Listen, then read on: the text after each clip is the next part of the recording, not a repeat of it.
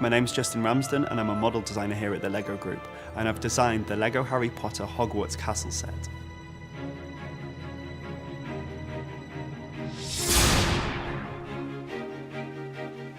I've designed the set in the way so the builder goes on the same journey that Harry took when he first entered Hogwarts. You start off by building the boats and go up to the boathouse, then you take the stairs to the Great Hall, and then to the towers and to the classrooms. And I just want people to experience that magic and the excitement of either going to Hogwarts for the first time or returning back to this magical universe.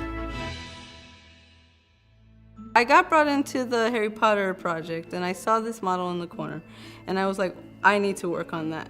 So I talked to Justin and we just had a great collaboration because he is also a big Harry Potter fan. So we're like, oh, what do we do? We just got overexcited of how much things we can put into this big castle.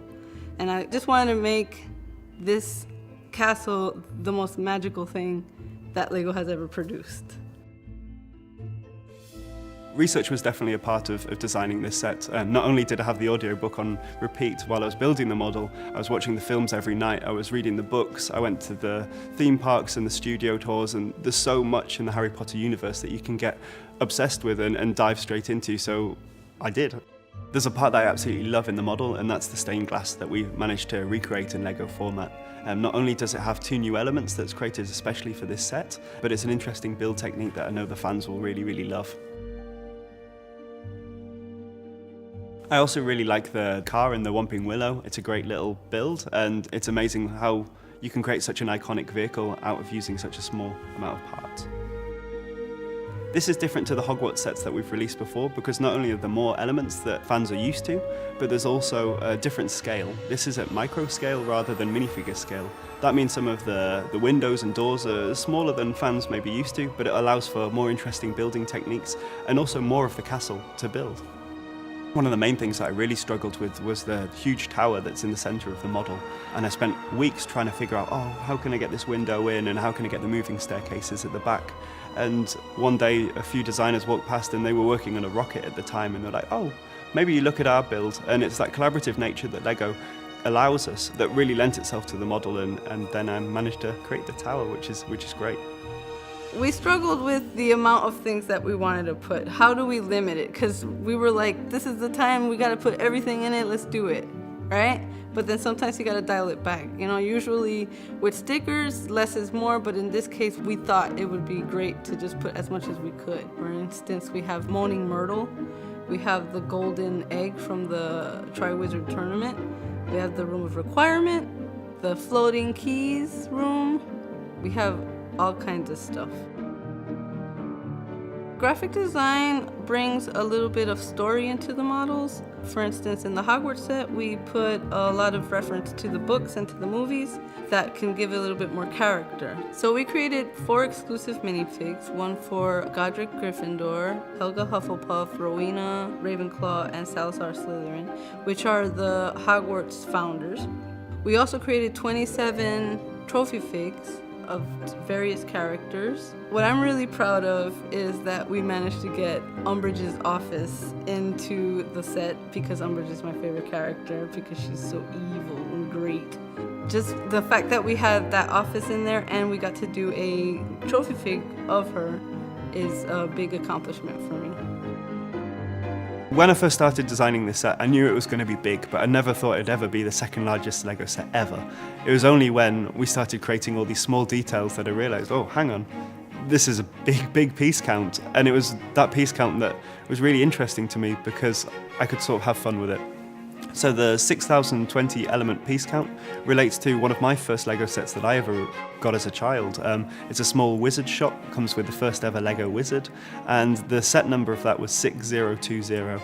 It's the same as piece count, so a lucky coincidence, and I know fans will really enjoy those even further Easter eggs that we've hidden away. I think people will really want this set because not only is it an interesting selection of parts with new elements and new colour changes that we've put in especially for this model, but also it's a huge statement piece that they can have on their table and show their friends and family, and I think people are really in awe when they see it built. If I got this as a kid, I would be like, I wouldn't even understand what was happening right now. I would be like, oh, this is amazing. I need this in my life. I can't wait to build it, get in there. I mean, that's how I am right now, and I'm an adult, so Yeah, as a child, I was sort of known for writing to Lego and requesting new themes. So when the first Harry Potter book came out, I wrote a letter to Lego saying, you must make Lego Harry Potter sets. And they did, so I'm sort of responsible for making that happen. It's super exciting to work in Harry Potter because I know that there's so many fans out there that are gonna enjoy this set. Like, I can't wait to build it. I have not built it yet. I'm super proud to be part of this project. Here in the Lego group, what really inspires me are the people, because working with Justin, for instance, was amazing. I wanted to make this happen for him and for everyone else. So just having the collaborative environment really inspires me. When I got the offer for my job that came through the post, it was sort of like Harry receiving the letter to Hogwarts. I was super excited, ran around the house, waving it down the stairs and told my parents immediately. Yeah, so the first days were much like Harry experienced at Hogwarts, and he got his lesson plans and his spell books and stuff, and since then I've been studying and building and playing ever since. It's such a magical place to work, and it's always filled with excitement. Yes, there's no moving staircases, but we do have a slide, so it's great. Well, I got here by chance because what I did was I saw a posting for a graphic designer at Lego, and I'm like, there's no way that I can get that job. So of course, I'm gonna apply for it. And then the next thing I know, I'm here doing a video for you guys. The way I explain working at Lego to someone is jaw-dropping moments. Every day, I'm getting another what? Or like, just trying to pick my jaw up the floor. And to find out that I was working on the Harry Potter franchise was mind-blowing. I mean, I've worked on some fantastic lines in my few years working at Lego, but this is the icing on the cake. This is so amazing.